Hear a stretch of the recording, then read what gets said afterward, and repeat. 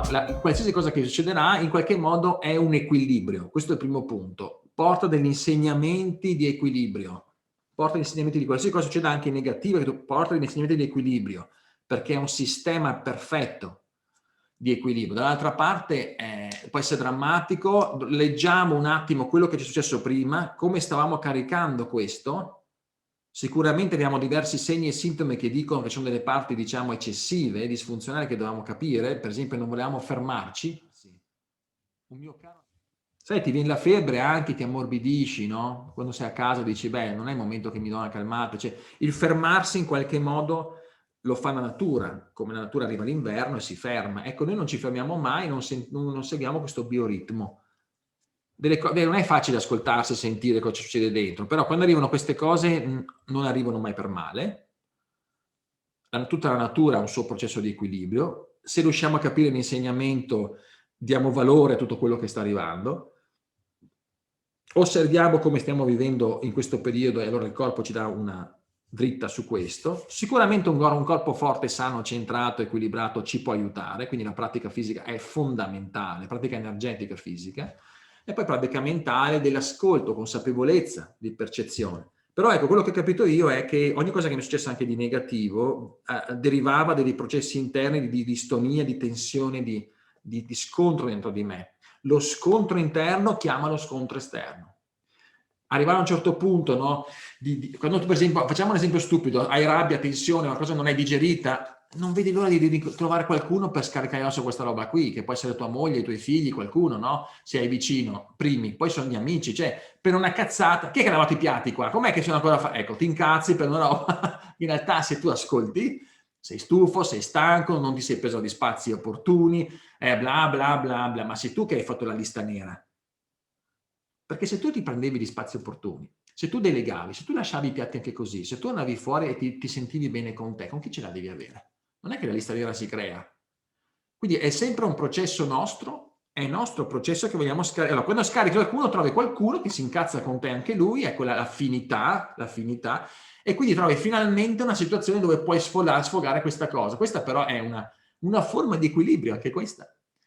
Tu capisci che hai un eccesso, devi buttarlo fuori, trovi un altro che anche lui forse aveva qualche eccesso, bene, non vedo l'occasione anche di fare questo e si equilibra in questo modo. Certo che avere pugni in faccia tutti i giorni non è divertente come equilibrio. Allora dico, potremmo anticipare un po' le cose, almeno un attimino. Possiamo anticipare un attimino come...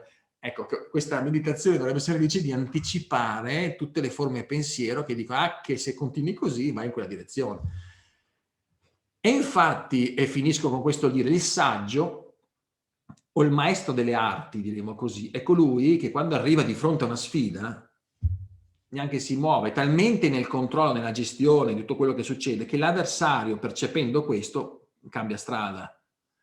Questa simbologia fa capire che l'avversario, cioè ciò che è negativo di fronte a noi, cambia strada se noi siamo continuamente in ascolto, perché non andiamo a creare attriti. La guarigione più profonda e l'illuminazione arriva quando tutti noi smetteremo di creare resistenze interne, attriti, dove seguiremo il flusso in continuo di ciò che è giusto che si faccia ogni giorno, ma non abbiamo questa resistenza perché ci stiamo ascoltando, perché siamo in equilibrio, come la natura. La natura è in equilibrio. Un uccello se ha fame mangia, se no smette di mangiare. Un animale, come dire, non dico essere istintuali, ma faccio capire il sistema proprio di equilibrio che ha la natura proprio di base. E noi siamo disequilibrati, spesso ci violentiamo tanto, siamo tanto violenti con noi, tanto violenti, eccessivi, ecco, è una tirannia.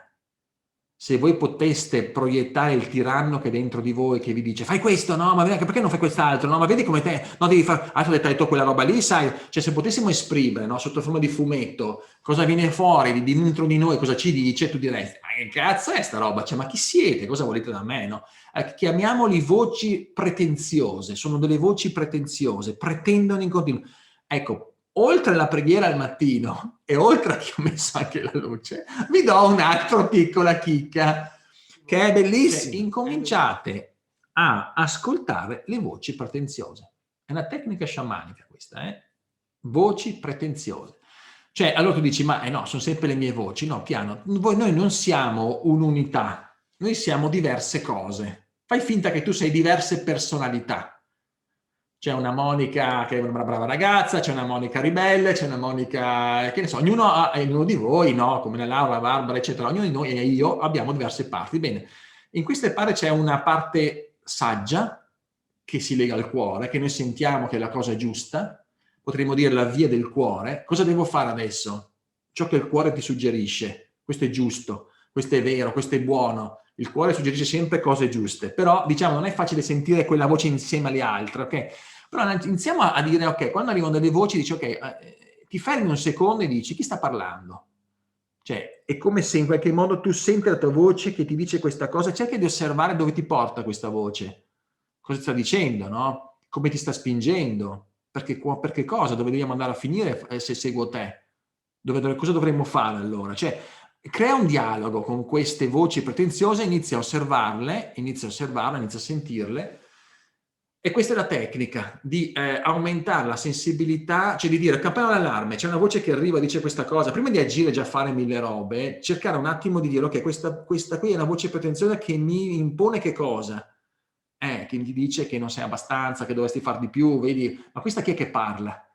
E questa è tua madre, è una voce pretenziosa che te la infetta in testa, quindi allora se tua madre che ti dice così, allora aspetta un attimo, ma io cosa voglio? No, io adesso vorrei un attimo staccare, ma è giusto che lo fa? Sì, perché non ho il diritto a questo momento. Allora, ok, osserva questa, ridistanzia questa voce pretenziosa, perché dentro di noi ci sono diversi flussi di pensieri.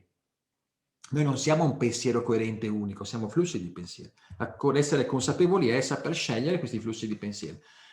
Questo ti porta pian piano a non fare incidenti, perché ti porta a governare una percezione continua della malattia interiore, cioè diciamo della distonia, no? Perché continui a osservarla, quindi è una prevenzione importante. Aumentare la consapevolezza interiore e di queste voci, questa parte interna, è importante. Che poi esternamente, non arrivando e sciogliendo questo conflitto interno, non richiedendola all'esterno, iniziamo ad avvicinarci all'idea di quel mondo di pace. Perché la pace è questo equilibrio di comprensione interna di tutti i conflitti e di scioglierli continuamente, anche abbandonandoti al creato, ovviamente, sia essere egoici, ma sappiamo benissimo di essere una goccia in mezzo al mare, che questa è una grazia divina, poi a un certo punto fatti strumento. Però diciamo questo è il percorso, poi pian piano nell'osservazione, quindi diminuire la tensione, diminuisce la tensione esternamente, le azioni cambiano, il ritmo anche come dicevate voi, no? La preghiera che ti porta a essere più disponibili a non entrare in conflitto diretto. Tutto questo è il percorso per osservare che segni e sintomi poi ti portano a un beneficio di vita, insomma, di un equilibrio sempre maggiore. E abbiamo per fortuna tanti maestri che ci hanno fatto vedere, testimoniato che si può arrivare a avere degli equilibri enormi, ma enormi proprio.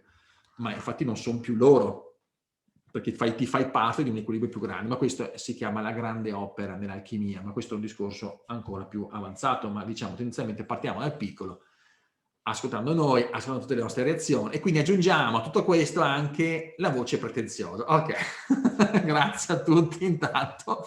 Ho preso questo tempo, ma mi sembra che era necessario perché non è un periodo facile, abbiamo tutte delle contrazioni forti, chi sta molto a casa, chi ha da fare con i figli, i genitori, che ne so, il marito, insomma abbiamo situazioni abbastanza intense anche come ritmo. Questo cosa crea? Crea dei disagi molto alti, quindi è ovvio che se non siamo centrati qua